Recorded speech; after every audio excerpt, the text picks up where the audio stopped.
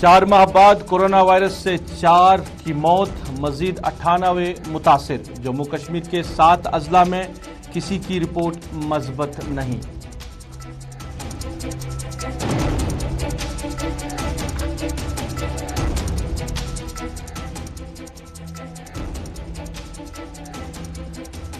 कौमी सतह के इम्तिहान नीट के नताइज आए सामने। जम्मू कश्मीर से ताल्लुक रखने वाले तन्मय गुप्ता ने 100% नंबरात हासिल करके तारीख की रकम।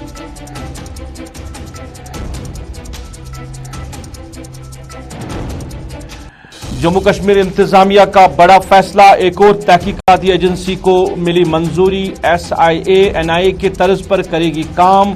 DGP खुसूसी इख्तियारात का कर सकते हैं इस्तेमाल।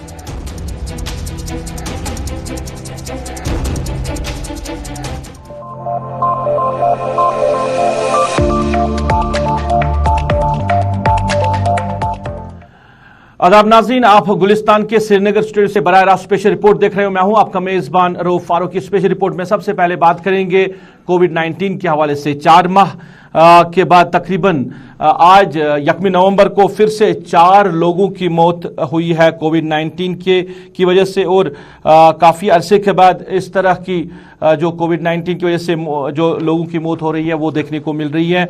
और पीर को कोरोना वायरस से वादी में 4 अफराद फौत हो गए हैं और 98 जो मस्बत मामलात वो सामने आए हैं। 7 अजला ऐसे हैं जहां पे कोई भी मामला जो है वो मस्बत सामने नहीं आया है। मगर कोविड-19 की गाइडलाइंस की बात करें, SOPs की बात करें, कहीं ना कहीं उन SOPs और गाइडलाइंस का पालन अब ज़मीनी सतह पे नहीं हो रहा है। ये हम देख रहे हैं, चाहे हम मार्केट की बात करें, पब्लिक ट्रांसपोर्ट की बात करें, सरकारी दफातर की बात करें, कहीं भी अब लोग समाजी दूरी या मास्क का इस्तेमाल नहीं कर रहे हैं। क्या थर्ड वेव के असरात हो सकते हैं, जिस तरह अब मामलात कहीं ना कहीं जो बढ़ते हुए दिखाई दे रहे हैं, या मौसम की तब्दीली की वजह से भी, क्योंकि कई लोगों में आज पाया जा रहा है कि जैसे जुकाम, खांसी या गले में खराश या बुखार पाया जा रहा है। तो क्या ये मौसम की तब्दीली की वजह से है या ये कोविड-19 का असर ही है अभी? और जो फ्लू वैक्सीन के हवाले से जो माहिरीन कह रहे हैं कि वो फ्लू वैक्सीन लेना चाहिए, उसकी मुद्दत क्या ख़त्म हो गई है या अभी भी कर सकते हैं? और जम्मू की बात करें तो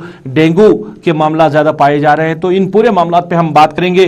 डॉक्टर्स एसोसिएशन के प्रेसिडेंट डॉक्टर निसारुल हसन हमारे साथ बराह रास्त लाइव नशियात में जुड़े हैं। डॉक्टर साहब, खैर मकदम है आपका। स्पेशल रिपोर्ट में जानना चाहेंगे सबसे पहले कि काफी वक्त के बाद, तकरीबन 4 माह के बाद हम देख रहे हैं कि 4 लोगों की मौत वाक़ा हुई है और जो मस्बत मामलात है वो 100 के करीब पाए गए हैं।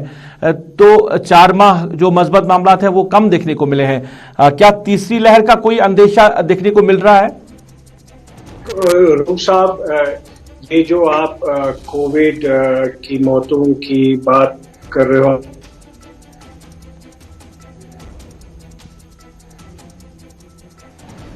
फिर से देखा कि 4 जी ओके, तो इसका ये मतलब है कि कोविड अभी गया नहीं है। अभी हम तीसरी वेव की बात नहीं करें, क्योंकि अभी सेकंड वेव जो दूसरी लहर है अभी वही चल रही है। तो क्योंकि ये जो दूसरी लहर है, कश्मीर के हवाले से बात अगर करेंगे, अभी we are still in the second wave. We had some period of lull in between, लेकिन अब फिर से जो ये मौतें आ गई है, इसका ये मतलब है कि कोविड अभी गया नहीं है। आपकी ये बात कि विंटर में क्या ये जो वायरस है ये ज्यादा एक्टिवेट हो जाता है, ज्यादा विरुलेंट हो जाता है? अगर हम पूरे वायरसों की बात करेंगे, हाँ, वायरसेस जो हैं विंटर्स में ज्यादा एक्टिवेट हो जाते हैं, क्योंकि that is the characteristics of these respiratory viruses, कि इनकी जो एक्टिवेशन है वो सर्दियों में ज्यादा होती है। और इनकी ये जो सर्दियां जब आ जाती है तो रेस्पिरेटरी वायरसेस ज्यादा थ्राइव हो जाते हैं, चाहे वो फ्लू वायरस है, और कोविड वायरस भी एक रेस्पिरेटरी वायरस है। इसका भी ये अंदेशा है कि ये भी सर्दियों में ज्यादा थ्राइव हो जाएगा, ज्यादा एक्टिवेट हो जाएगा, ज्यादा विरुलेंट हो जाएगा। लेकिन अभी जो है पैंडेमिक चल रहा है, जब तक नहीं ये पैंडेमिक खत्म हो जाएगा उसके बाद ये वायरस जो है सीजनल बन के रहेगा। अभी हमने देखी इसकी शिद्दत जिस तरह सर्दियों में थी उस तरह गर्मियों में भी थी, क्योंकि जब तक ये पूरा जो है हर्ड इम्यूनिटी आएगी तब तक ये सीजनल नहीं बढ़ेगा, तब तक ये विंटर अफेयर नहीं बढ़ेगा। लेकिन जो ये मौतों की तादाद ज्यादा हो गई है अब, और जो ये केसेस भी हम लगातार अब देखते हैं, मुझे लगता है we are still in second wave with some in between period of lulls and then we have। Doctor साहब, अगर हम स्वाइन फ्लू की बात करें तो स्वाइन फ्लू जब था तब ज्यादातर जो मामला थे वो सर्दियों के मौसम में ही देखे जाते थे स्वाइन फ्लू में। क्या कोविड-19 में इस तरह हो सकता है कि सर्दियों में ज्यादा ही जो लोग हैं वो इन्वॉल्व हो सकते हैं इसमें? जब स्वाइन फ्लू की आपने बात की, जो 2009 में पैंडेमिक आ गया, वो 16 महीने रह गया। वो भी पहले जब पैंडेमिक शुरू हो गया वो गर्मियों में शुरू हो गया और गर्मियों में ज्यादा केसेस हमने देखी। लेकिन जब पैंडेमिक खत्म हो गया तो ये आम जो रेस्पिरेटरी वायरसेस की तरह ये विंटर वायरस बन गया।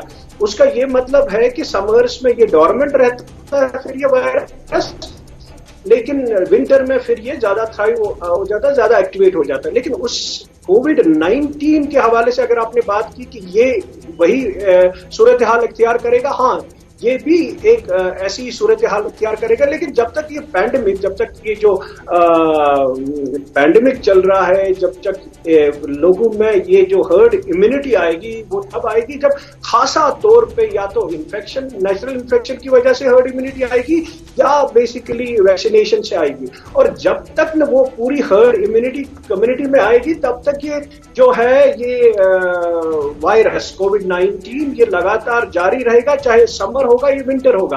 लेकिन हाँ, क्योंकि ये रेस्पिरेटरी वायरस है, आम रेस्पिरेटरी वायरसेस की तरह ये भी अंदेशा है कि विंटर में इसकी जो है जो शिद्दत वो ज्यादा हो सकती है। It can attack in a more virulent way, और तभी मुझे लगता है क्योंकि विंटर में ये ज्यादा एक्टिवेट होता है और अंदेशा ये है कि विंटर में केसेस भी बढ़ सकते हैं। बिकॉज उसकी वजह ये है कि विंटर में लोग एक ही जगह बैठते हैं इंडोर्स में, और विंटर में जो इम्यूनिटी है वो कम हो जाती है क्योंकि विटामिन डी नहीं मिलता है लोगों को। विटामिन डी बड़ा इंपॉर्टेंट है इम्यूनिटी के लिए, और विंटर में आप देख लो सनलाइट की वजह से विटामिन डी इंसानों में मिलता है। डॉक्टर साहब, में बहुत कम होता है। डॉक्टर साहब, ये भी अब देखा जा रहा है कि ज्यादातर अगर डेंगू की बात करें तो डेंगू में भी अब लोग मुब्तला हो रहे हैं और जम्मू में अच्छी खासी जो तादाद है वो बढ़ रही है डेंगू की। यहाँ भी एक केस जो सामने आया डेंगू के हवाले से, तो जानना चाहेंगे कि डेंगू और इसका कोई वास्ता है? दूसरा कि डेंगू क्या कोविड-19 से ज्यादा खतरनाक है? लेकिन डेंगू का जो वायरस है वो डिफरेंट है। डेंगू वायरस उसके डिफरेंट सीरोटाइप्स है, और डेंगू जो है उसके लिए वेक्टर होना जरूरी है, मॉस्किटो। और वो मॉस्किटो यहाँ पे कश्मीर के हवाले से अगर आप बोलोगे, हाँ यहाँ पे भी वो पाया गया है, लेकिन दैट डज नॉट थ्राइव और सर्वाइव इन कश्मीर। इसीलिए ये जो है कश्मीर के हवाले से अगर आप बात करोगे क्या यहाँ पे खतरा है, मेरा ये मानना है नहीं। हाँ, जो आपने बोला कि जो यहाँ पे केसेस हम अस्पतालों में देखते हैं वो वही होते हैं जिनको हिस्ट्री ऑफ ट्रैवल है, चाहे जम्मू में या आउटसाइड जम्मू। उसके लिए जो है मॉस्किटो का होना जरूरी है, एनाफिलीज खास मॉस्किटो। और जो कश्मीर के हवाले से वो मॉस्किटो या तो नहीं पाया जाता है, अगर पाया भी जाता है तो ये सर्वाइव ज्यादा देर यहाँ नहीं करता। डॉक्टर साहब आखिर में जानना चाहूंगा मैं, मौसम तब्दील हुआ, सर्दियों का मौसम यहाँ पे शुरू हुआ, फ्लो भी अब ज्यादा में, तो जो वैक्सीन लोगों को दिया जाता है कोविड-19 की वैक्सीन से अलग जो वैक्सीन दिया जाता है, क्या अभी उसकी मुद्दत है? क्योंकि सर्दियां शुरू हो चुकी है, अभी लोग वो ले सकते हैं, और कौन कौन लोग हैं जिनको वो लेना लाजमी है?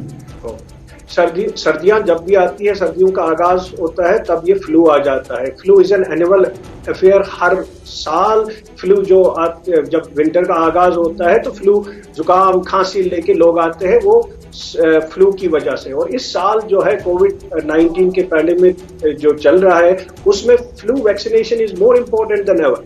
और फ्लू वैक्सीनेशन का ideal time would have been in October, लेकिन however you can continue to get vaccinated throughout the flu season. तो शुरू होता है अक्टूबर में and that ends goes into the May. So there is no restraint of the time. कोई भी above 6 months of age, anybody who is above 6 months of age should take a flu shot now. There is no that October has ended, we will not take it. You can take it throughout the flu season. दूसरी ये बात है, flu vaccination is basically important for everybody above 6 months of age. लेकिन since जो flu है, it gets complicated in young children, बच्चों में और बुजुर्गों में और जिनको अंडरलाइन मेडिकल कंडीशंस हैं और हामिला औरतों में. सो इनके लिए जो ये वैक्सीनेशन है खास तौर पर इम्पोर्टेंट है. It is critically important for these groups. चलिए डॉक्टर साहब, बात करने के लिए बहुत बहुत शुक्रिया, हम तक तफसीलात पहुंचाने के लिए बहुत बहुत शुक्रिया. Doctor Nisar Hussain, doctors string के प्रेसिडेंट, बात कर रहे थे कोविड-19 के हवाले से, क्योंकि मस्बत मामलात के साथ साथ 4 लोगों की मौत भी वाक़ा हुई है कोविड-19 की वजह से, और उसके साथ साथ डेंगू के हवाले से भी, और जो अभी मौसम तब्दील हो गया इस हवाले से भी डॉक्टर साहब ने तफसीलन बात पहुंचाई है नाज़रीन तक.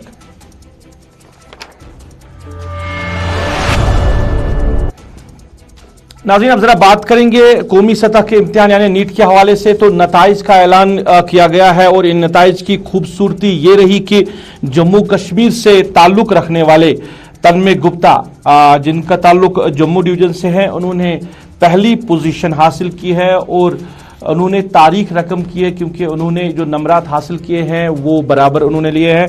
और इसके साथ साथ बात करें वादी में भी जो उम्मीदवार है, बेशतर ऐसे लड़के हैं जिन्होंने इस एग्जाम इम्तिहानात में शमूलियत इख्तियार की थी, और कई ऐसे बच्चे हैं, बच्चियां हैं जिन्होंने कामयाबी हासिल की है. और तन्मय के हवाले से बात करें तो उन्होंने 100% नंबरात हासिल किए हैं. उनके घर वालों में भी खुशी है, और जो वादी में जिन बच्चों ने इन इम्तिहानात में कामयाबी पाई है, उनके वालिदैन में, उन बच्चों में, उनके इलाके के लोगों में खुशी व मसरत पाई जाती है.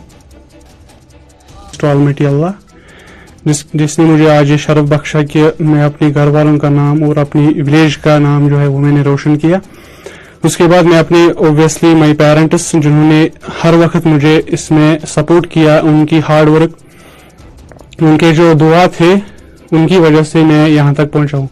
और खुसूसी स्पेशली मैं देना चाहता हूँ अपना क्रेडिट अपने भाई को, जिसने 11th से ही मुझे इस पे गाइड किया कि कैसे आपको आगे चलना है, नीट में कैसे सिलेक्शन पानी है. और जब भी मैं उसको कोई अपना डाउट पूछता था, सो हर वक्त या तो फोन पे मुझे कभी कहते थे, या अगर घर पे होते थे तो कभी उन्होंने मुझे ये नहीं कहा कि मुझे नहीं अभी टाइम है. उन्होंने हर वक्त मुझे सपोर्ट किया, और उनकी ही वजह से आज मैंने जो है ये नीट का एग्जाम जो है वो क्रैक किया. रफीक है, और मैंने नीट 2021 में 547 मार्क्स स्कोर किए. सबसे पहले अल्लाह ताला का शुक्र करती हूँ कि उन्होंने मुझे इतनी बड़ी कामयाबी दी. बचपन से लेकर आज तक मेरा सपना है डॉक्टर बनने का, और अल्लाह ताला ने कामयाबी दी. फिर अपने पेरेंट्स का जो मेरी बैकबोन है, जो हमेशा मुझे सपोर्ट करते हैं और हमेशा मुझे खुश रखने की कोशिश करते हैं. और फिर अपने टीचर्स का और सदाम सर का, जिन्होंने हमेशा इतनी अच्छी काउंसलिंग की है, इतनी अच्छी गाइडेंस दी है मुझे. नाज़रीन, आप स्पेशल रिपोर्ट देख रहे हैं. स्पेशल रिपोर्ट में जम्मू कश्मीर इंतजामिया के हवाले से बात करें. एक बड़ा फैसला सामने आया, और एक और तहकीकाती एजेंसी यानी स्टेट इन्वेस्टिगेशन एजेंसी को अब मंजूरी दी गई है. और ये जो एजेंसी तहकीकाती एजेंसी ये NIA की तर्ज पे काम करेगी, और DGP जो होंगे वो उसको खुसूसी इख्तियारात होंगे इस कार्यकाल संभालने के, चलाने के हवाले से. और टेरर फंडिंग की बात करें, मिलिटेंसी मामलात की बात करें, तो इन सारे मामलात के हवाले से ये जो नई तहकीकाती एजेंसी ये काम करेगी. इस हवाले से यहाँ की पॉलिटिकल पार्टीज ने अपना रद्दमल पेश किया कि ऑलरेडी यहाँ पे इतनी सारी एजेंसीज काम कर रही है, और इस नई एजेंसी का आना बनाना, इसका सरकार का फैसला करना कहीं ना कई सवाल खड़े कर रहा है. PDP के सीनियर लीडर मुंतजिर महिदीन के साथ साथ नेशनल कॉन्फ्रेंस के स्पोक्स पर्सन इमरान नबी डार ने इस हवाले से अपना रद्दमल पेश करते हुए कहा, this is a follow up of home ministers visit. जो उन्होंने कहा उसका तो बरक्स ही हो रहा है. उन्होंने कहा था कि मैं लोगों के हाथ में गन नहीं देखना चाहता हूं, मैं लोगों के हाथ में पेन देखना चाहता हूं. लेकिन आप देखिए कि ये एजेंसीज यहां पे आ रही हैं. क्यों आ रही है? ये कश्मीरी को इंटिमिडेट करने फिर से लाया जा रहा है. लोगों को 5000 एडिशनल ट्रूप्स को क्यों लाया जा रहा है? तो इन सवालों का जवाब जैसे आप ढूंढ रहे हैं, मैं एक आम इंसान, आम citizen of Jammu and Kashmir, permanent resident of Jammu and Kashmir जो मैं हूं, मैं अभी ये डिमांड करता हूं कि हमको भी पता होना चाहिए कि क्या हो रहा है आखिरकार. आपने माजी में देखा होगा यहाँ जो अपनी स्टेट लेवल की तहकीकाती एजेंसीज थी, तो कोई ऐसा मसला आता था जिसमें ये अच्छी तरह जड़ तक नहीं पहुंचते थे, तो तब रिकमेंड होती थी स्टेट गवर्नमेंट की तरफ से या अदालत की तरफ से ये सीबीआई को सौंपा जाए। सीबीआई एक मोतबर इदारा माना जाता है हमारे मुल्क में, तो उसको फिर वो तब हैंडओवर करते थे, रेफर करते थे, इसकी ताकत कर लीजिए। अगर उस तर्ज पे एसआईए को मजबूत करना चाहते हैं, बना इसलिए क्रिएट किया तो ठीक है। अगर यूं ही खानापुरी और लोगों में और इंतशार डालने के लिए पैदा इसको क्रिएट किया होगा तो फिर कोई अच्छी बात नहीं है। वैसे एजेंसियों को जितना उनकी तादाद, देखो हमारी रियासत है, अभी तो यूटी है, स्टेटहुड के लिए यहाँ लड़ रहे हैं सियासी पार्टियां, तो इसमें इतनी एजेंसियों का होना कोई। नाज़रीन, अब जरा बात करेंगे महकमा उमूर सार्फिन के हवाले से। कई इलाकों से शिकायतें आ रही है कि राशन घाट जो है वो खाली पड़े हैं और वहां पे राशन नहीं है, जिसकी वजह से सार्फिन को परेशानियों का सामना करना पड़ रहा है। इधर एएवाई जुमरे के तहत जो भी लोग आ रहे हैं उनके लिए सरकार का फैसला था कि उनको चीनी और तेल खाकी मिलेगी सरकारी डिपो से या जो फेयर प्राइस शॉप्स है, उस हवाले से भी कई इलाकों से लोग वो शिकायतें कर रहे हैं। जो इस जुमरे में लोग आ रहे हैं कि उनको कई माह से ना तो तेल खाकी मिल रहा है और ना ही राशन मिल रहा है। कई सवालात खड़े किए गए महकमे उमूर सार्फिन के हवाले से। डायरेक्टर उमूर सार्फिन कश्मीर हमारे साथ फोन लाइन पे बराह रास्त जुड़े हैं, इनसे ही जानना चाहेंगे लोगों की शिकायत के हवाले से और जो वादी के हवाले से बात की जा रही है कि कई ऐसे राशन डिपोज हैं जहां पे राशन नहीं है। डॉक्टर साहब, शुक्रिया बात करने के लिए। जानना चाहेंगे कि मुख्तलिफ इलाकों से इस तरह की शिकायतें आ रही है और खबरें भी आ रही है कि राशन डिपो जो है वहां पे राशन नहीं है और सार्फिन को मुश्किलात का सामना करना पड़ रहा है। हाँ, ये वैसे मेरे पास कोई कंप्लेंट नहीं आई। अलबत्ता कल एक अखबार वाले ने निकाला था कि जिस जगह यहाँ राशन नहीं है, इसमें कोई लियाकत नहीं है, बिल्कुल झूठ है, झूठ का फलंदा है। बिल्कुल हर जगह हमारी राशन इस वक्त अवेलेबल है। इस वक्त में जिस एरिया का उसने कहा था कि वहाँ राशन नहीं है, मैं वहाँ खुद गया था और अगर हो सके तो मैं आपको फोटोग्राफी दे दूँ उस गाँव का जहाँ से उसने कहा था कि वहाँ राशन नहीं है। वहाँ इस वक्त कम से कम 40 मिनट। डॉक्टर साहब, ये भी खबरें आ रही है कि जो एआईवाई के जुमरे में लोग आ रहे हैं जिनको चीनी मिलनी थी, जिनको तेल खाकी मिलना था, वहां से भी कई माह से उनको नहीं मिल रहा है। बिल्कुल एआईवाई में है। पहले तो ये मैं ये कहूँ कि बीपीएल में दो कैटेगरी है। एक तो ए को कहते हैं बेसिक और एआईवाई। जो एआईवाई है जो पूरा सा पूर है, उनको हम हर महीने एक महीने में एक पर राशन कार्ड एक वीक नहीं देते हैं, लेकिन वो 3 महीने के बाद देते हैं। क्वार्टरली हमारा कोटा आता है, 3 महीने के बाद देते हैं वो। और वो जो पिछले का है तो वो खत्म हो गया है, अब नया आने वाला है, वो भी इससे कोई प्रॉब्लम नहीं है। तो तेल खाकी का जो आप कह रहे हैं तो वो भी सबसे एलिजिबल है। इलेक्ट्रिसिटी कॉर्नर से कोई भी मेरे पास कोई शिकायत नहीं आई। और मेरे ख्याल उसमें तो से ज्यादा इस वक्त अवेलेबल है हमारे पास तेल खाकी। डॉक्टर साहब, ये भी जानना चाहेंगे आखिर में कि आपका महकमा जो है वो मार्केट की चेकिंग भी करते थे। कभी कभार अगर हम देख रहे हैं कि ईद पे ज्यादातर ही निकलते थे, बाकी दिनों में हम नहीं देखते हैं, मगर आज की बात करें तो एशियाई खुर्दनी की जो चीजें हैं काफी ज्यादा रेट्स में इजाफा हो रहा है, मनमानियां अरूज पे हैं, गिराम फरोशी अरूज पे है, मगर कोई देखने वाला नहीं है। खासकर जिम्मेदारी आपके महकमे को है, मगर आपके लोग भी कहीं मार्केट चेकिंग करते हुए दिखाई नहीं दे रहे हैं। जो गरीब आवाम है उनकी कमर तोड़ी जा रही है, ये जो मनमानियां हो रही है, जो रेट्स बढ़ाई जा रही है।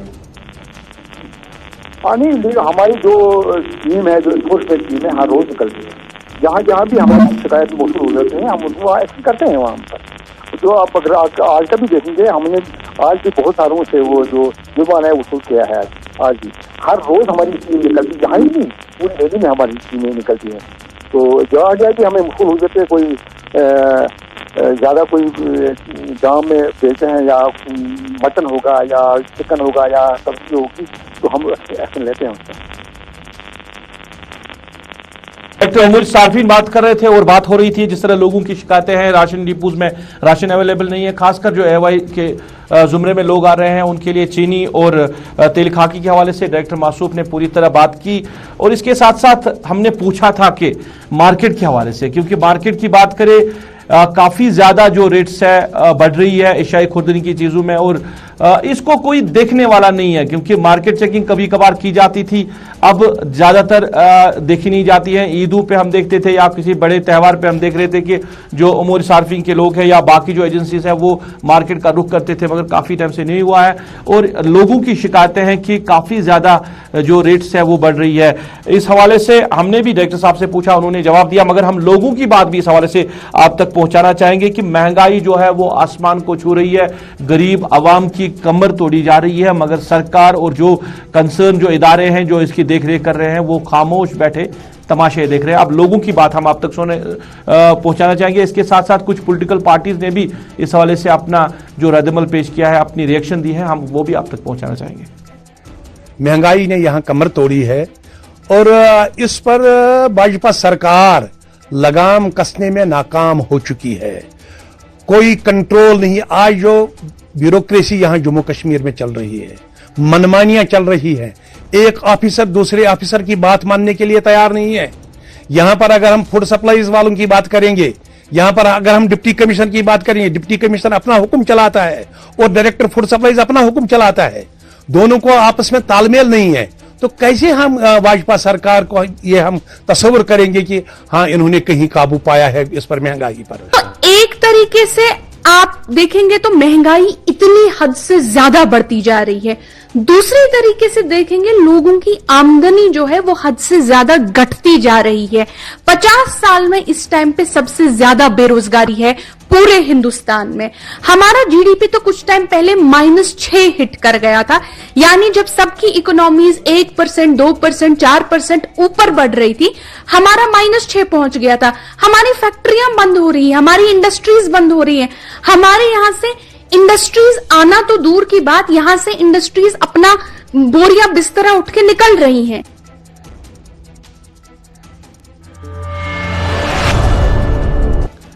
नाज़रीन, अब जरा बात करेंगे महकमा तालीम के हवाले से। प्राइमरी स्कूल छोटीपोरा हंदवारा की बात करें तो कई सालों से ये स्कूल 4 कमरों पे मुश्तमिल रहा, जहां पे 8 क्लासेस के बच्चों को तालीम दी जा रही है और अमले के साथ साथ स्कूली बच्चों को भी काफी ज्यादा दुश्वारियों का सामना करना पड़ रहा है। फिर सरकार ने कई साल पहले एक नई जो बिल्डिंग है इस स्कूल के लिए तामीर की और उसका काम जो है वो शुरू किया गया। साल 2008 तक इस बिल्डिंग पे, जो आपके टीवी स्क्रीन पे ये विजुअल्स आ रहे हैं, इस बिल्डिंग पे काम किया गया। उसके बाद नामालूम वजूहात के बिना पे इस पे काम बंद कर दिया गया साल 2008 तक, और इस पे बताया जा रहा है कि 7 लाख रुपया जो इसके लिए वागुजार किया गया था वो सिर्फ इस बिल्डिंग को बनाने के लिए वागुजार किया गया था, और 2008 से लेकर अभी तक इस पे कोई आगे काम नहीं बढ़ा है। ये बिल्डिंग नामुकम्मल है, जिसकी वजह से बच्चों को कई मुश्किलात का सामना करना पड़ रहा है। अब वहां के अवाम जो है वो इस हवाले से काफी ज्यादा परेशान है। उन्होंने भी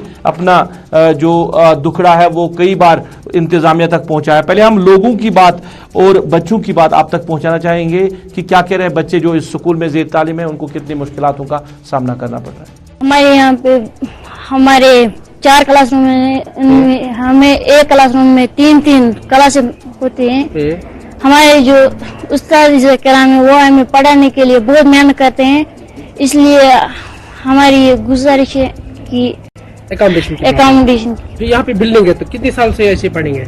इसे 8-9 साल 2008 में बनाई गई थी, इस अभी तक इसको पूरा मुकम्मल नहीं किया गया है। और हम ये जाडियो साहब, चलिए बच्चों की बात आपने सुनी है, बच्चों को मुश्किलात हो रही है स्कूल में तालीम हासिल करने से। ये बिल्डिंग जो बनाई गई थी इस पे क्यों काम रुका है, ये एक सवाल है, और ये सवाल वहां के जो बच्चे ज़ेर तालीम हैं उन्होंने भी, जो कंसर्न अथॉरिटीज है महकमे तालीम की, हमारे साथी इशफाक अहमद ने यही मामला जाडियो जोनल एजुकेशन ऑफिसर हंदवारा तक पहुंचाया और उनसे जानना चाहा कि इस बिल्डिंग पे आगे काम क्यों नहीं हुआ, जो पैसा वागुजार किया गया था वो पैसा कहां गया, और वहां जो बच्चे जेर तालीम है इस इलाके में, इस स्कूल में, उनको भी मुश्किलात है, तो इसके लिए सरकार क्या कुछ कर रही है।